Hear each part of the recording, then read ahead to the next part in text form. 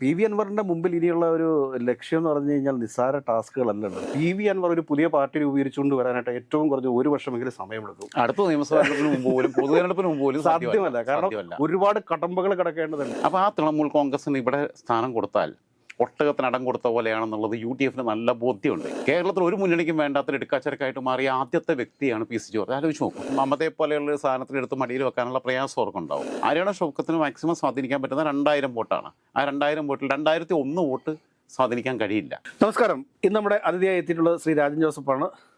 സ്വാഗതം. അതായത് നിലമ്പൂരിൽ UDF പ്രവേശനം കാത്തിരിക്കുകയാണ് അൻവർ എന്നുള്ളത് ഇപ്പോൾ യാഥാർത്ഥ്യമാണ്. പക്ഷേ കോൺഗ്രസ് ഇപ്പോൾ മുൻപോട്ട് വെച്ചിരിക്കുന്ന ഒരു പ്രധാനപ്പെട്ട ആവശ്യം എന്താണെന്ന് വെച്ച് കഴിഞ്ഞാൽ പി വി അൻവർ പുതിയൊരു പാർട്ടി ഉണ്ടാക്കണം എന്നാണ്. എന്താണ് ഇനി വീണ്ടും നിലമ്പൂരിൽ സംഭവിക്കാൻ വേണ്ടി പോകുന്നത്? ഇല്ല, കോൺഗ്രസ് പറഞ്ഞതിൻ്റെ മലയാളത്രയേ ഉള്ളൂ. മമതയും കൂടെ കൂട്ടിക്കൊണ്ട് വരരുതെന്നുള്ള. കാരണം മമത എന്ന് പറയുന്നത് ഇന്ത്യ സഖ്യത്തിലെ തന്നെ ഒരു വലിയ കല്ലുകടിയാണ്.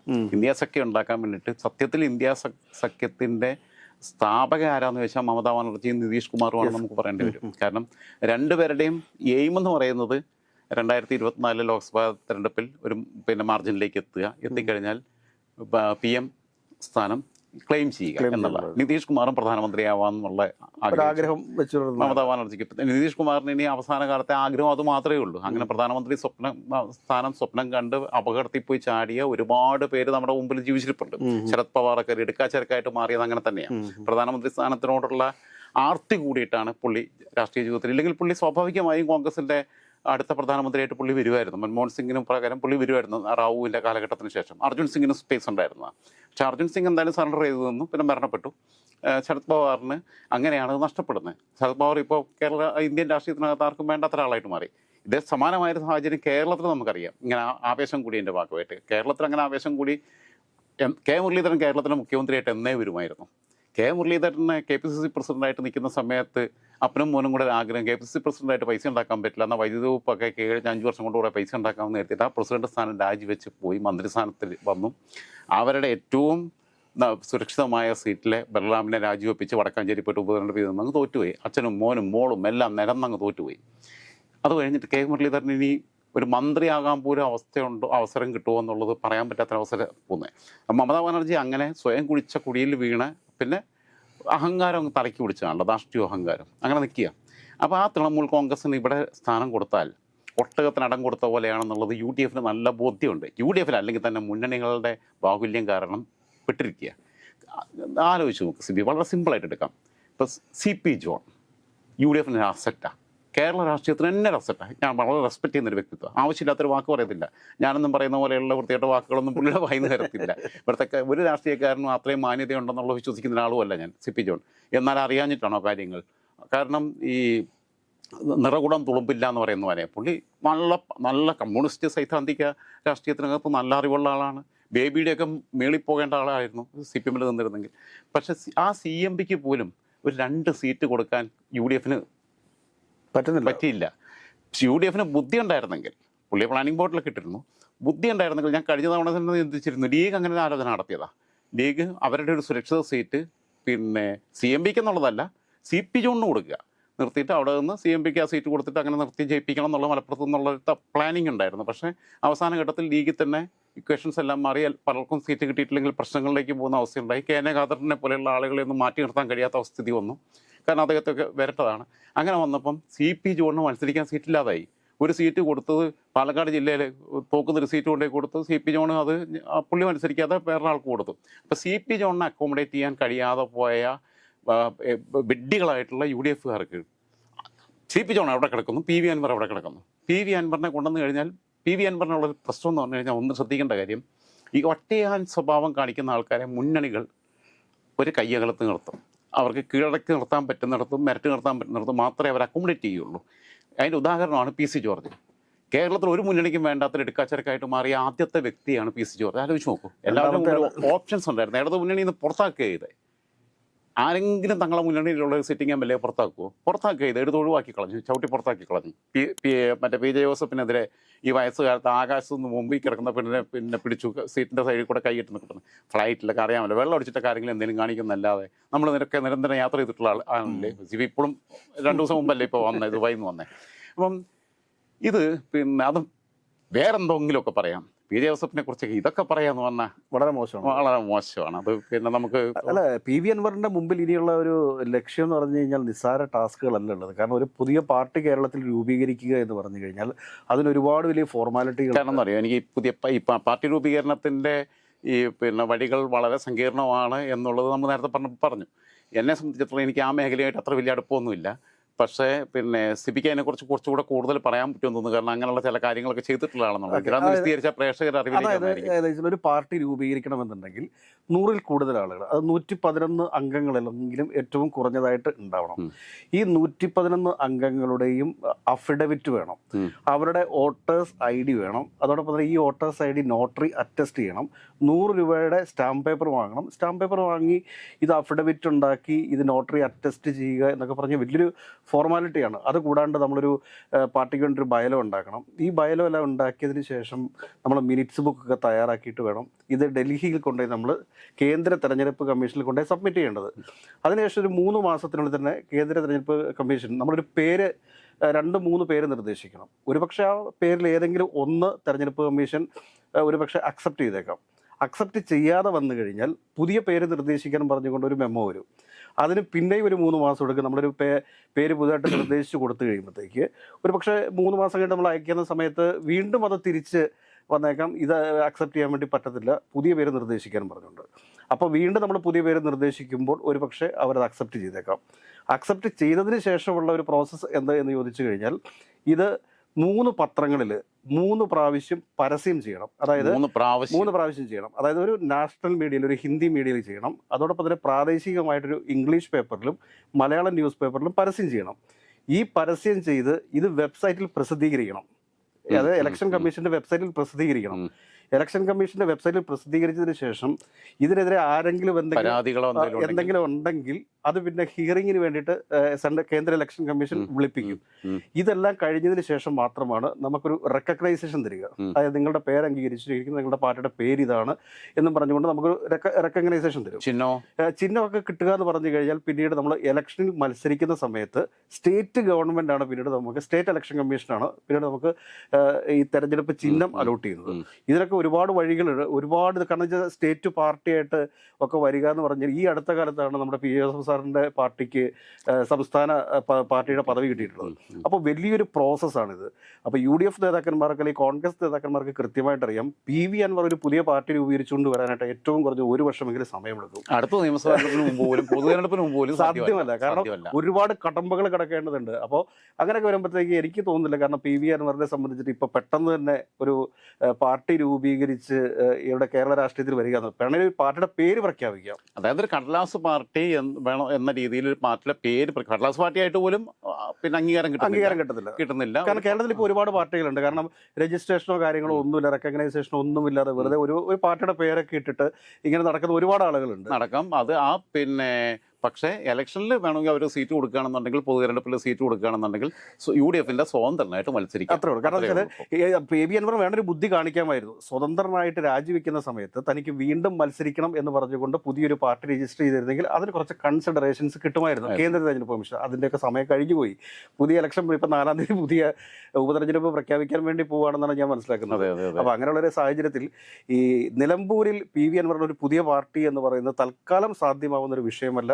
പക്ഷേ സ്വാഭാവികമായിട്ടും പി വി അൻവറിന് UDF യോഗങ്ങളിൽ ഒരു അതിഥിയായിട്ട് പങ്കെടുക്കാൻ പറ്റും. അത്രമാത്രമേ ഉള്ളൂ. അത് തെരഞ്ഞെടുപ്പ് കഴിയുമ്പോഴത്തേക്ക് എന്തെങ്കിലും കാരണവശാൽ VS ജോയിയാണ് സ്ഥാനാർത്ഥിയായിട്ട് വരുന്നതെങ്കിൽ ഷൗക്കത്ത് വരും, ഷൗക്കത്താണ് സ്ഥാനാർത്ഥിയായിട്ട് വരുന്നതെങ്കിൽ VS ജോയി വരും. അങ്ങനെയുള്ള സാധ്യതയുണ്ടോ? ഇല്ല. പിന്നെ ഷൗക്കത്ത് UDFന്റെ സ്ഥാനാർത്ഥിയായാൽ റിബലായിട്ട് വരും എന്നുള്ളതാണ്. അല്ലല്ല, റിബലായിട്ടല്ല, അവർ പരസ്പരം അങ്ങോട്ടും ഇങ്ങോട്ടും കാലുവാരും എന്നുള്ളതാണ് ചോദ്യം. ഇല്ല, ജോയിയെ സംബന്ധിച്ചിടത്തോളം ഷൗക്കത്ത് സ്ഥാനാർത്ഥിയാണെങ്കിൽ കാലുവാരുക എന്ന് പറയുന്നത്, ജോയിക്കും സ്വന്തമായിട്ട് വോട്ടുണ്ട്. അങ്ങനെ കാലുവാരാനുള്ള ഒരു ശ്രമം നടത്തിക്കഴിഞ്ഞാൽ ജോയിയെ സംബന്ധിച്ചിടത്തോളം അത് വലിയ ബ്ലാക്ക് മാർക്കാവും. ജോയി ഇനിയും കരിയറുള്ള ഒരാളാണ്, പൊളിറ്റിക്കൽ കരിയറുള്ള ആളാണ്, ചെറുപ്പക്കാരൻ, 40 വയസ്സായിട്ടില്ല.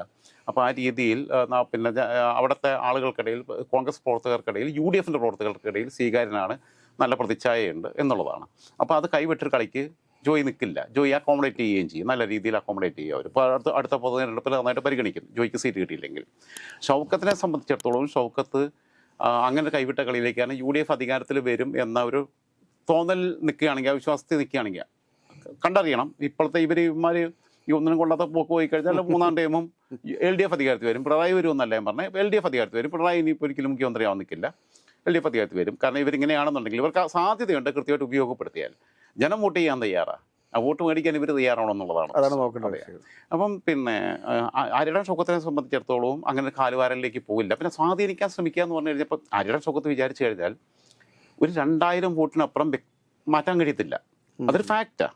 ആര്യടൻ ഷൗക്കത്തിന് മാക്സിമം സ്വാധീനിക്കാൻ പറ്റുന്ന 2000 വോട്ടാണ്. ആ 2000 വോട്ടിൽ 2001 വോട്ട് സ്വാധീനിക്കാൻ കഴിയില്ല. അതൊരു ഫാക്റ്റാണ് നിലമ്പൂരിൻ്റെ ഒരു പൾസ് അറിയുമ്പോൾ. അപ്പം അങ്ങനെ വരുമ്പോൾ ഈ 2000 വോട്ടിന് വേണ്ടിയിട്ട് ഇക്കാലം വരെയുള്ള രാഷ്ട്രീയ ജീവിതത്തിൽ, കാരണം പണ്ട് അങ്ങനെ ചെയ്തതിൻ്റെ ഫലമാണ് ആര്യടൻ ഷൗക്കത്തിന് ഇപ്പോൾ ഉള്ള പ്രശ്നം. വി പ്രകാശിൻ്റെ പരാജയത്തിൽ ആര്യടൻ ഷൗക്കത്തിന് പങ്കുണ്ട് എന്നുള്ളതാണ് അവരുടെ ആരോപണമുള്ളത്. അത് പിന്നെ വി പ്രകാശ് ഹൃദയം പൊട്ടി മരിച്ചതിൻ്റെ കാരണക്കാരൻ ആര്യടൻ ഷൗക്കത്താണ് എന്ന രീതിയിൽ വി പ്രകാശിൻ്റെ കുടുംബം ഈ രാഹുൽ ഗാന്ധി സന്ദർശിച്ചപ്പോൾ ആശ്വസിപ്പിക്കാൻ വേണ്ടി ചെന്നപ്പോൾ രാഹുൽ ഗാന്ധിയുടെ അടുത്ത് KC വേണുഗോപാലിൻ്റെയും AP അനിൽകുമാറിൻ്റെയും ഒക്കെ സാന്നിധ്യത്തിൽ പറഞ്ഞിട്ടുണ്ട് എന്നാണ് എനിക്ക് കിട്ടിയിട്ടുള്ള വിവരം. കൃത്യമായ സോഴ്സുകളിൽ നിന്നുള്ള വിവരമാണ്, ബ്ലൈൻഡ് ട്രസ്റ്റ് ചെയ്യാവുന്ന വിവരമാണ്. VS ജോയിയെ ഓൾറെഡി കോൺഗ്രസ് പാർട്ടി സ്ഥാനാർത്ഥിയായിട്ട് അവിടെ നിശ്ചയിച്ചു കഴിഞ്ഞു എന്നാണ് നമ്മൾ മനസ്സിലാക്കേണ്ടത്. അപ്പോൾ PV അൻവറിന് പകരം എന്തെങ്കിലും ഒരു തിരിച്ചടി കൊടുക്കാത്ത പക്ഷം അത് ആര്യാടൻ ഷൗക്കത്ത് കോൺഗ്രസിനെതിരായി മാറുമെന്നൊരു പേടി കോൺഗ്രസ് നേതൃത്വത്തിനുണ്ടാവാം. അതുകൊണ്ടായിരിക്കാം ഇപ്പോൾ PV അൻവറിനോട് തൃണമൂൽ കോൺഗ്രസുമായിട്ട് വരണ്ട, പുതിയൊരു പാർട്ടി രൂപീകരിച്ചുകൊണ്ട് വന്നാൽ മതി എന്ന് പറയാനുള്ള കാരണം എന്ന് വെച്ചാൽ രണ്ടിടത്തും ഒരു തുല്യമായിട്ടുള്ള ഒരു ബാലൻസിങ് നടത്തേക്കുന്നതാണ് സാധ്യത. അതെ, അത് ഞാൻ പറഞ്ഞില്ല. അത് പിന്നെ മമതയെ പോലെയുള്ള ഒരു സാധനത്തിന് എടുത്ത് മടിയിൽ വെക്കാനുള്ള പ്രയാസം അവർക്കുണ്ടാവും. പിന്നെ ഇതിനകത്ത് എത്ര കക്ഷികളുണ്ട്, ഇതിനകത്ത് ഉള്ളവർ തന്നെ മടുത്ത് വിട്ടുപോയവരുണ്ട്. ഇപ്പം ഞാൻ പറഞ്ഞല്ലോ, CMB അതിനകത്ത് സഫർ ചെയ്ത് നിൽക്കുക. അത് അയാളുടെ ഒരു വ്യക്തിപരമായ ചില പിന്നെ ഒരു ക്രെഡിബിലിറ്റിയുടെ പുറത്താണ് CP ജോണിൻ്റെ. അയാൾക്ക് ചില അധികാരത്തിനൊക്കെ അപ്പുറത്ത് പിന്നെ ഒരു വ്യക്തിത്വമുണ്ട്, പേഴ്സണാലിറ്റി ഉണ്ട്. ആ പേഴ്സണാലിറ്റി എവിടെയും പ്രെഡിക്റ്റ് ചെയ്യാൻ തയ്യാറല്ലാത്തതുകൊണ്ടുള്ള അദ്ദേഹം അങ്ങനെ തന്നെ നിൽക്കുന്നു എന്നുള്ളതുകൊണ്ട് അയാളുടെ ഒരു മാന്യതയുടെ ഭാഗമായിട്ട് UDF തുടരുക. ഇല്ലാന്നുണ്ടെങ്കിൽ ഞാൻ പലപ്പോഴും പറഞ്ഞിട്ടുണ്ട്, രാഷ്ട്രീയമൊക്കെ നിർത്തിയിട്ട് ജോണായിട്ട് അടങ്ങി ഒതുങ്ങി നിന്നൂടെ എന്ന് ചോദിക്കാറുണ്ട് ഞാൻ. നിങ്ങളല്ലാതെ പൊതുരംഗത്ത് ഇടപെടാമല്ലോ എന്നുള്ളത് ചോദിച്ചിട്ടുണ്ട്. കാരണം എനിക്ക് പലപ്പോഴും വിഷമം തോന്നിയിട്ടുണ്ട്, കാരണം പുള്ളിയെ ഉപയോഗപ്പെടുത്താതെ കളഞ്ഞ. 2 ശ്രേയാംസ് കുമാർ. അപ്പം ഈ LDF നിന്ന് വിട്ട് MP വീരേന്ദ്രകുമാറിന് കോഴിക്കോട് സീറ്റ് നിഷേധിച്ചപ്പോൾ അന്ന് വിട്ടുപോയവരാണ് 2009 തെരഞ്ഞെടുപ്പിൻ്റെ സമയത്ത് കോഴിക്കോട് സീറ്റ് LDF അവർക്ക് കൊടുക്കാതെ വന്നപ്പം റിയാസിനെ സ്ഥാനാർത്ഥിയാക്കിയപ്പം വിട്ടുപോയവരാണ് ഇവർ. അങ്ങനെ വിട്ടുപോയി കഴിഞ്ഞവർ പിന്നെ UDF-നകത്ത് ഒരു സ്പേസും ഇല്ലാത്തതുകൊണ്ട് തിരിച്ച് LDF-ന്റെ കൂടെ വരുന്ന കാഴ്ച നമ്മൾ കണ്ടു. അല്ല, ശ്രേയാംസ് കുമാർ ഉണ്ടായിരുന്നത് കൊണ്ടാണ് 72 സീറ്റിലേക്ക് അന്ന് UDF എത്തിയത് 2011 തെരഞ്ഞെടുപ്പ്. പക്ഷേ ഞാൻ പറയുന്നത്, ഇവർക്ക് എന്നാൽ പോലും അവർ അസംതൃപ്തരായിട്ടാണ് അവിടെ നിന്ന് വീണ്ടും LDF-ലേക്ക് വരുന്നത്. അവിടെ ഉള്ളവർ തന്നെ സ്വസ്ഥതയില്ല അവർക്ക്. ആ കൂട്ടത്തിൽ ഒരു പാർട്ടിയും കൂടെ വരിക എന്ന് പറഞ്ഞാൽ ഇതിനകത്തുള്ള ബാക്കി ചെറിയ ഘടകകക്ഷികൾക്കൊക്കെ പ്രശ്നം. കോൺഗ്രസിനും BJPക്കും അല്ല മുസ്ലിം ലീഗിനേ ഉള്ളൂ പ്രശ്നമില്ലാത്ത. ആര് വന്നാലും ആര് പോയാലും മുസ്ലിം ലീഗിന് ഡാമേജ് ഉണ്ടാവില്ല. മുസ്ലിം ലീഗിന് നിലവിൽ കൊടുത്തുകൊണ്ടിരിക്കുന്ന സീറ്റിൽ ഒരെണ്ണം പോലും കട്ട് ചെയ്യാൻ UDF തീരുമാനിക്കുകയില്ല. ബാക്കിയുള്ളവരുടെ സീറ്റിലാണ് പിന്നെ കുറവ് വരിക, ബാക്കിയുള്ള ആൾക്കാരുടെ ഇടയിലാണ് കുറവ് വരുന്നത്. അപ്പം അവിടുത്തെ ചെറിയ ഘടകകക്ഷികൾക്കെല്ലാം സീറ്റ് കിട്ടാത്ത ഘടകകക്ഷികളുണ്ട്. ഇപ്പോഴും കാലങ്ങളായിട്ട് UDF-ന്റെ ഭാഗമായിട്ട് ഇരിക്കുന്ന LDF-നകത്തും ഉണ്ട് അങ്ങനെ സീറ്റ് ഇതുവരെ കിട്ടാത്ത ഘടകകക്ഷികളുണ്ട്. ഇപ്പോൾ LDF-നകത്ത് പിന്നെ ബാലകൃഷ്ണ പിള്ളയ്ക്ക് പണ്ട് UDF-നാകുമ്പോൾ 2 സീറ്റ് വരെ ഉണ്ടായിരുന്നു മത്സരിക്കാൻ. പത്തനാപുരം കൊട്ടാരക്കര ഉണ്ടായിരുന്നു. പിന്നെ അത് കഴിഞ്ഞപ്പോൾ കൊട്ടാരക്കര ഇല്ലാതായി. പത്തനാപുരം സീറ്റും കൊണ്ട് മാത്രമേ ഒരു മണ്ഡലം പാർട്ടിയായിട്ട് നിൽക്കുകയാണ്. ഇപ്പോഴും എവിടെ പോയാലും അതേ കിട്ടുകയുള്ളൂ, ആ സീറ്റ് മാത്രമേ ഉണ്ടാവുള്ളൂ. അപ്പം അങ്ങനെ നിൽക്കുന്ന സമയത്ത് കേരള രാഷ്ട്രീയത്തിനകത്ത് പുതിയൊരു പാർട്ടിയും കൂടെ കടന്നു വരിക എന്ന് പറഞ്ഞാൽ ഏത് മുന്നണിക്കകത്താണെങ്കിലും അക്സെപ്റ്റ് ചെയ്യില്ല. പക്ഷെ എനിക്ക് പുതിയൊരു പാർട്ടിക്ക് സാധ്യതയുണ്ടോ ഇനി കേരളം? ഇല്ലെന്നേ. ഒരു ആൾട്ടർനേറ്റീവ്, ഒരു ബദൽ രാഷ്ട്രീയത്തിന് കേരളത്തിൽ സാധ്യതയുണ്ട്. അങ്ങനെ ഒരു ബദൽ രാഷ്ട്രീയമൊന്നും മുന്നോട്ട് വെക്കാൻ കഴിയുന്നില്ല. അങ്ങനെ വരണമെന്നുണ്ടെങ്കിൽ എന്ത് വേണം? ബദൽ രാഷ്ട്രീയം ഒരു വരണമെന്നുണ്ടെങ്കിൽ ഒന്നുകിൽ കോൺഗ്രസിനകത്ത് വലിയൊരു പിളർപ്പുണ്ടാവണം. പണ്ട് അങ്ങനെ ഒരു സാധ്യത ഉണ്ടായിരുന്നു. ഉമ്മൻചാണ്ടി കരുണാകരനും ആ ഫൈറ്റ് ഗ്രൂപ്പുമായിട്ടുള്ള ഫൈറ്റ് നിൽക്കുന്ന സമയത്ത് ഉമ്മൻചാണ്ടി മന്ത്രിസഭയിൽ നിന്ന് രാജിവെച്ച് ജനങ്ങളുടെ ഇടയിലേക്ക് ഇറങ്ങിയപ്പം ആ സമയത്ത് അവർ വിഘടിച്ചു നിന്നാൽ പോലും പ്രശ്നമായിരുന്നു. അപ്പോഴാണ് കരുണാകരനെ മാറ്റിയത്. അന്ന് പിന്നെ സോണിയാഗാന്ധിയെ കൂടെ മുൻകൈ എടുത്ത് കരുണാകരനെ മാറ്റി റാവു ആണെന്ന് മാറ്റിയിട്ട് പിന്നെ കേന്ദ്രത്തിൽ വ്യവസായ വകുപ്പ് മന്ത്രിയായിട്ട് കൊണ്ടുപോകുന്നത്. ഇല്ലെങ്കിൽ സ്പ്ലിറ്റ് ആയാൽ കോൺഗ്രസിൻ്റെ ഭൂരിപക്ഷം ഇവർ സംസ്ഥാന പാർട്ടി രൂപീകരിച്ചാൽ പോലും ആന്റണിയും ഉമ്മൻചാണ്ടിയും കൂടെ രൂപീകരിച്ചാൽ പോലും ആര്യാടനും കൂടെ രൂപീകരിച്ചാൽ പോലും അതിൻ്റെ കൂടെ നിൽക്കുന്ന അവസ്ഥയുണ്ടായിരുന്നു. സമാനമായൊരു സാഹചര്യം 2006 VS-ന് മലമ്പുഴയിൽ സീറ്റ് നിഷേധിക്കപ്പെട്ട സമയത്ത് ആളുകൾ തെരുവിലേക്ക് ഇറങ്ങിയപ്പം VS വീണ്ടും പാച്ചപ്പ് ചെയ്യാൻ തയ്യാറാവാതെ വിട്ടുപോന്ന് ഒരു സംസ്ഥാന പാർട്ടി അന്ന് രൂപീകരിച്ചിരുന്നെങ്കിൽ അന്ന് VS ഉണ്ടാക്കുന്ന പാർട്ടി കേരളം ഭരിക്കും. CPM-ന്റെ അടിത്തറ മുഴുവൻ ഇളകി അങ്ങ് പോകുമായിരുന്നു. ഇനിയിപ്പം അങ്ങനെ സ്പേസ് ഉള്ള അങ്ങനെ ഐക്കോണിക് ഫിഗറായിട്ട് നിർത്താൻ പറ്റുന്ന പൊളിറ്റീഷ്യൻ വേണം ആദ്യം. ഇതൊരു പ്രത്യയശാസ്ത്രത്തിൽ ഇനി പാർട്ടി ഉണ്ടായിട്ട് അതിനൊരു ലീഡർ വളർന്നു വരിക എന്നുള്ളത് സാധ്യമല്ല. ഒരു ലീഡർ ഉണ്ടായിട്ടൊരു പാർട്ടി ഉണ്ടാവാനേ പറ്റുള്ളൂ. അങ്ങനെ വെക്കാൻ പറ്റിയ, അങ്ങനെ പറ്റുന്ന ജനങ്ങൾക്കിടയിൽ കരിസ്മാറ്റിക് ലീഡർഷിപ്പിലേക്ക് എന്ന് പറഞ്ഞ്, കരിസ്മാറ്റിക് ലീഡർ എന്ന് പറഞ്ഞ് അവതരിപ്പിക്കാൻ പറ്റിയ ആരുണ്ടെന്ന് കേരളത്തിൽ? ആരുമില്ല. ഒരു മുന്നണിയിലുമില്ല, ഒരു പാർട്ടിയിലുമില്ല അങ്ങനെ നിർത്താൻ കഴിയുന്നത്. അപ്പം അങ്ങനെയുള്ള സമയത്ത് കേരളത്തിൽ ഇനി ഒരു പാർട്ടിക്ക് സ്പേസ് ഇല്ല. EK Nayanar, VS Achuthanandan, K Karunakaran, Oommen Chandy, അതോടുകൂടി ഫുൾ സ്റ്റോപ്പ്. പിണറായി വിജയനോടുകൂടി ഫുൾ സ്റ്റോപ്പ് കഴിയുന്നു. പിണറായി വിജയനോട് കൂടിയിട്ട് അത് അവസാനിക്കുക. ഇനിയിപ്പം കോൺഗ്രസിലോ അങ്ങനെ മാസ്മരിക പ്രഭാവമുള്ള നേതാക്കന്മാരെ കോൺഗ്രസിനകത്ത് പറയാൻ പറ്റുമോ? KC വേണുഗോപാൽ പാർട്ടി ഉണ്ടായ കോൺഗ്രസ് കൂടെ പോവോ? സതീശൻ ഉണ്ടാക്കിയാൽ പോവോ? രമേശ് ചെന്നിത്തല ഉണ്ടാക്കിയാൽ പോവോ? പോവില്ല. CPM-നകത്ത് എന്തെങ്കിലും ഒരു സംഘടിത പ്രശ്നം ഉണ്ടായിട്ട് ഒരുപക്ഷെ K സുധാകരൻ ഉണ്ടാക്കിയല്ലോ. അതൊക്കെ അവിടെ പിന്നെ അതൊന്നും സാധ്യതയില്ല. കണ്ണൂരുമായിട്ടൊക്കെ ബന്ധപ്പെട്ട് അങ്ങനെ കുറച്ച് നിൽക്കാം. പിന്നെ കുറച്ച് പ്രവർത്തകരെയൊക്കെ കൂടെ കൂട്ടാവുന്നേ ഉള്ളൂ. അതിനും കാരണം വേണം. കാരണം ഇവരോട് ഫൈറ്റ് ചെയ്യുന്നത് കേന്ദ്രത്തിൽ ആൻറ്റി BJP പൊളിറ്റിക്സ് വെച്ചിട്ടാണ് ഇപ്പോൾ കോൺഗ്രസ് കേരളത്തിൽ പിടിച്ചു നിൽക്കുന്നത്. അത് പ്രത്യേകിച്ചും മുസ്ലിം മതവിഭാഗങ്ങളുടെ ആണ് ഇപ്പോൾ അവരുടെ അടിത്തറയായിട്ട്, ഉറച്ച അടിത്തറയായിട്ട് നിൽക്കുന്നത്. അതിൽ തന്നെ ഏറ്റവും വലിയ വിഭാഗം എന്ന് പറഞ്ഞാൽ മുസ്ലിം ലീഗിൻ്റെ കയ്യിലാണ്. അപ്പം അങ്ങനെ വരുമ്പോൾ കോൺഗ്രസിനകത്ത് അതിനൊന്നുള്ള സ്പേസ് ഇല്ല. ഇനിയിപ്പോൾ അങ്ങനൊരു പുതിയ രാഷ്ട്രീയ പാർട്ടിക്ക് ഉണ്ടാക്കി വരിക എന്ന് പറയുന്നത് സ്വീകാര്യതയൊന്നുമില്ല. പിന്നെ മാത്രമല്ല, അൻവർ കക്കാടംപൊയിൽ പാർക്ക് ചെയ്യുന്നോ അല്ലെങ്കിൽ ബാക്കിയുള്ളടത്തുനിന്നോ വേറെ വഴിക്കോ ഒക്കെ ഉണ്ടാക്കിയ പൈസ എത്ര പോകുന്നു? ഇപ്പോൾ ഈ കൺവെൻഷനുകൾ, മണ്ഡലം കൺവെൻഷനുകൾ നടത്തുന്ന ഈ സംസ്ഥാനത്ത് മുഴുവൻ ഓടി നടക്കുന്നത്, ഇതിന് വരുന്ന ആളുകൾക്ക് ഭക്ഷണം കൊടുക്കുന്നത് വേറെ ആരെങ്കിലും എടുത്തൊന്നും വരുന്നുണ്ടോ? അൻവറിനെ പോലെ ഇതിനകത്ത് ഏതെങ്കിലും ജില്ലാ പ്രസിഡന്റ് സ്ഥാനം കിട്ടുന്ന അങ്ങനെയുള്ള കുറച്ച് പണക്കാരായിട്ടുള്ള ആൾക്കാരാണ് വിവിധ മേഖലകളിൽ ഇപ്പം ഉയർന്ന പദവികളിലൊക്കെ സംസ്ഥാന കമ്മിറ്റിയും ഈ ജില്ലാ പ്രസിഡന്റുമാരും ഒക്കെ ആയിട്ട് വന്നിരിക്കുന്നത്. ഒരു കാര്യം മനസ്സിലാക്കേണ്ടതുണ്ട്. കാരണം എന്താ വെച്ച് കഴിഞ്ഞാൽ PV അൻവർ LDF വിട്ടതിന് ശേഷം ഇതിപ്പം 5ാമത്തെ പാർട്ടിയിലേക്കാണ് എത്താൻ പോകുന്നിരിക്കുന്നത്. കാരണം ആദ്യം ഇദ്ദേഹം DMK പറഞ്ഞു തന്നു. അതിനുശേഷം പിന്നീട് ഇദ്ദേഹം ആം ആദ്മി പാർട്ടിയുമായിട്ട് സഖ്യം ഉണ്ടാക്കാൻ ശ്രമിക്കുന്നു. അതിനുശേഷം SP-യുമായിട്ട് സഖ്യം ഉണ്ടാക്കാൻ ശ്രമിക്കുന്നു. അതിനുശേഷം 4ാമത്തെ പാർട്ടി എന്ന് പറയേണ്ടി വരും തൃണമൂൽ കോൺഗ്രസ്. അത് കഴിഞ്ഞിട്ടാണ് ഇപ്പൊ 5ാമത് പുതിയൊരു പാർട്ടിയായിട്ട് വരുന്നത്. പട്ടി അന്തയ്ക്ക് പോയതുപോലെ LDF പുറത്തിറങ്ങി തെണ്ടി തിരിഞ്ഞ് നടക്കായിരുന്നു. ചെന്നൈയിലൊക്കെ പോയിട്ടൊക്കെ ചർച്ചയൊക്കെ നടത്തിയൊക്കെ കഴിഞ്ഞപ്പം പിണറായി വിജയൻ ഒരു ഫോൺ ചെയ്ത് കഴിഞ്ഞാൽ സ്റ്റാലിൻ പറയത്തില്ല, ഏതോ ഒരുത്തം വരുന്നുണ്ടോ, അവനെ കണ്ട് അടുപ്പിക്കണ്ടെന്നല്ലേ പറയുള്ളൂ. അതത്രയല്ലേ പറയുള്ളൂ. ഘടകത്തിന് നിർദ്ദേശം കൊടുക്കും. പിന്നെ മമതയ്ക്ക് വരുന്നത് എന്ത്? മമതയ്ക്കൊന്നും അറിയത്തില്ല.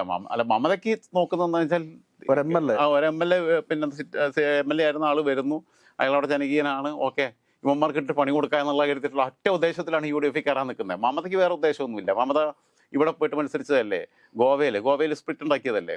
ഗോവയിൽ മാത്രമല്ല, ചില ബംഗാളിനോട് ചേർന്ന് നിൽക്കുന്ന ചില സംസ്ഥാനങ്ങളും സ്ഥാനാർത്ഥികളെ നിർത്തിയത് മത്സരിച്ചു. അപ്പം മമത അങ്ങനെ ഒരു ബേസ് ഉണ്ടാക്കുന്നതിൻ്റെ പിന്നെ മമതയുടെ ആഗ്രഹം എന്ന് പറയുന്നത് പ്രധാനമന്ത്രി സ്ഥാനമായിരുന്നു. ദേശീയ രാഷ്ട്രീയത്തിലെ നിർണായക കോൺഗ്രസിനെ ക്ഷയിപ്പിക്കുക എന്നുള്ളത് തന്നെയാണ്. അപ്പം മമത നാളെ BJP-യുടെ കൂടെ പോകില്ല എന്ന് പറയാൻ പറ്റുമോ? ഒന്നും പറയാൻ പറ്റത്തില്ല. കാരണം മമതയ്ക്ക് ബംഗാളിലൊരു ഇടിവ് സംഭവിക്കുകയാണെന്നുണ്ടെങ്കിൽ പൊളിറ്റിക്കൽ കോംപ്രമൈസിന് എപ്പോഴും തയ്യാറായിട്ടുള്ളൊരു നേതാവാണ് മമതാ ബാനർജി എന്ന് പറയുന്നത് അല്ലേ? പൊളിറ്റിക്കൽ കോംപ്രമൈസ് എന്നുള്ളതല്ല.